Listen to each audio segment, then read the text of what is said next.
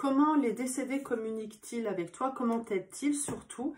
Eh bien, tout simplement en faisant appel aux guides. Lorsque tu as un problème, lorsqu'ils voient que tu es en souffrance, ils vont faire appel à tes guides qui vont intervenir pour toi et t'aider à trouver la bonne solution si tu es à l'écoute de ton intuition. Toi, tu auras l'impression que ce sont eux qui auront agi, mais non, en fait, tu recevras l'intuition des guides grâce à tes décédés qui seront venus donc t'aider. Qui nous accompagne lorsque nous sommes en galère? Eh bien, il y a différents guides, en fait, qui peuvent t'accompagner, qui te suivent de ta naissance et durant toute ta vie. Il y a les guides, les assistants des guides et les décédés. Quel rôle on joue? Quel rôle jouent-ils? Eh bien, déjà, les guides, sache qu'il n'a jamais été incarné, mais il a une haute vibration qui lui permet de vraiment te protéger, te guider, t'orienter lorsque tu le lui demandes. Hein. Évidemment, si tu ne lui demandes pas, il ne va pas intervenir. Donc, des êtres de lumière qui se régénèrent sur la sphère de cristal que nous ne pouvons pas approcher, nous, humains, car eh bien, on serait complètement désintégrés. Mais ça, c'est un autre sujet. Donc, le guide éprouve les ressentis de l'humain et ne juge jamais. Le guide peut accompagner, peut aider plusieurs êtres, l'un en train de s'incarner, en train de choisir sa future vie, l'autre étant sur Terre et l'autre qui arrive de l'autre côté. Donc, il a plusieurs protégés qu'il suit tout le temps et qu'il accompagne. Quant à ses assistants, en fait, il va être l'assistant du guide, va nous aider aussi, nous les humains.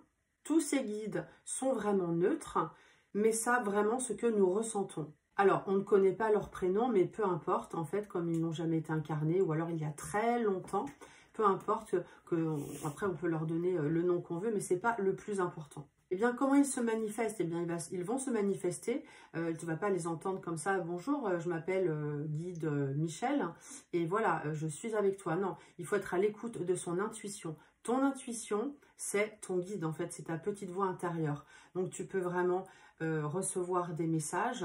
Ça peut être audio ou ça peut être des messages visuels ou alors à travers les rêves.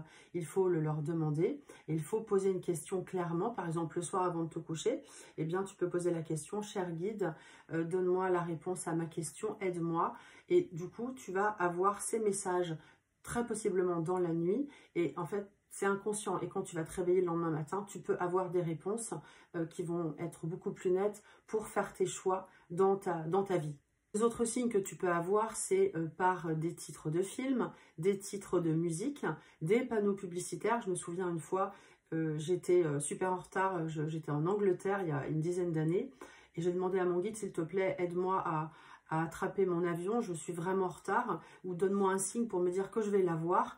Et je vois un panneau publicitaire sur un camion et c'était marqué on time. Donc ça voulait dire à l'heure. Et je me suis dit, waouh, super, je vais être à l'heure. Mais c'était vraiment chaud, il y avait de la circulation et j'ai vraiment été à l'heure. Donc là, j'ai eu ma réponse. Il faut vraiment poser les questions et être à l'écoute. Hein. Alors, on n'est pas tout le temps, toute la journée à l'écoute.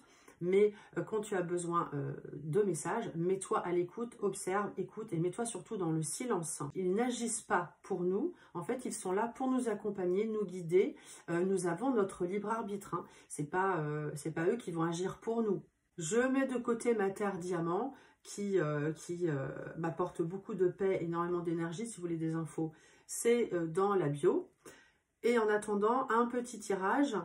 Si tu veux apprendre le tarot, si tu es dans le développement personnel, dans le spirituel, eh bien déjà, tu peux découvrir ce petit livret que j'ai créé à la découverte du tarot de Marseille, qui te donnera des modes de tirage ici avec des QR codes.